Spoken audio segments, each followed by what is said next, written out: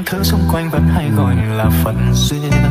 hoặc cũng chỉ là một nợ người từng quên biết. Cứ ngỡ tưởng rằng sẽ mãi mãi ai biết sẽ hết vào ngày mai,